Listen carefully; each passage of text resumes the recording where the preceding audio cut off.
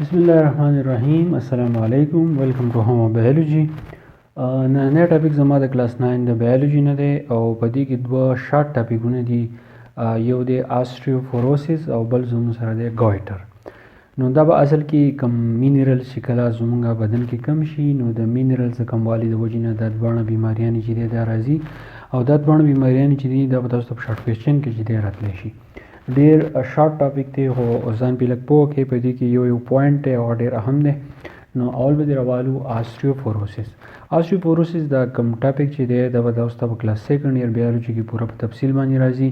او دا به تاسو کلاس 10 په بایولوژي کې په تفصیل باندې راځي خو دلته کې صرف د دې بیماری صرف هایلایټ راغسته دي چې صرف تاسو ته د دې د پوهه درکولو کوشش کوي چې آستریوفوروسس څه دی نو a disease in which bones become fragile and porous دا داسې بیماری ده چې په دې کې هډوکي چې دی بالکل کمزوري شي او دا غنې علاوه په دې هډوکو کې دننه چې دی هغه سوري وشي لکه تاسو ضعیفانو خلکو ته خیال وکړئ یا داسې کسي چې هغه ثابت عمر چې دی مزدوري کړي او کله چې دی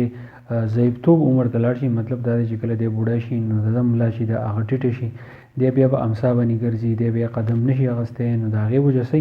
چې د کم هډوکي دي نه هغه کمزوري شوي او په دې کې چې دی سوري کېږي نو اوس دا چې کله کمزوري کېږي او کله سوري به کېږي نو د دې اثر بیا دی چې کله د سړی د انسان یا د ښځه ډېره زیاته کمزوري شي نو دا چې کله ایله په ځمکه باندې راتاو شي یا د چود ځینې راتاو شي نو د دوی هډوکي چې دی ډېر په اسانه باندې ماتېږي او د هغې کم ریفارمیشن چې دی نو هغه هم ډېر زیات ټایم چې دی غالي یا د دوی کم غاښونه چې دي نو هغه سره ریږي ځکه چې د ټول نه مضبوط هډوکي چې په جسم کې چې دی نو هغه زموږ غاښونه دي نو د دې وجه څه ده کاز د دې سره انسفیشینټ کیلشیم د دې د ټول نه غټه وجه دا ده چې بدن ته چې دی کیلشیم نه میلاویږي او کیلشیم موږ ته میلاویږي د پیو نه چې کله موږ ډېر زیات پی استعمالو نو زموږ دغه پی چې دي دا زموږ د کیلشیم لیول چې دی نو هغه پوره کوي دغه شان زموږ سره میوې شوې کم فروټ شو زموږ سره که فروټ هم موږ په ډېر مقدار باندې خورو نو موږ ته کیلشیم چې دی هغه موږ راکوي او چې کله کیلشیم پوره شي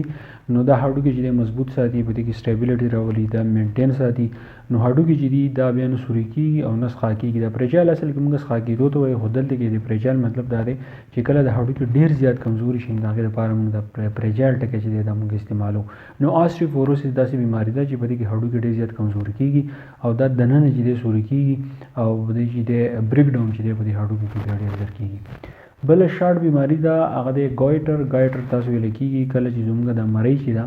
د مرۍ چې کله راوبرسېږي موږ ورته وایو غور ورته وایو چې کله زموږ دا غور چې دی دا کله غټ شي نو دې بیمارۍ ته موږ وایو ګویټر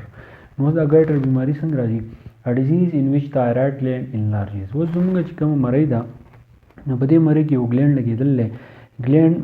ما تاسو په کلاس 10 بایولوژي کوم ټاپکونه چې ما اپلوډ کړلي نو باقي دا خبره ما ډېر په وضاحت باندې کړله چې ګلینډ داسې یو څیز دی زموږ په بدن کې چې دا زموږ د جسم پټې بیماریانې چې دی حل کوي او چې کله به د ګلینډ لاس ونه رسي نو بیا دا بیماري چې د خپل ځان چې دی راښکاره کوي او موږ ته تکلیف وي نو ګایټر داسې یو بیماري ده چې په دې کې زموږ چې کوم تایراید ګلینډ دی کوم چې په مرۍ کې دا ګلینډ موجود دی دا سره غټ شي اوس د دې ګلینډ د غټېدو چې دی څه وجوهات دي this gland uses iodine to make its secretion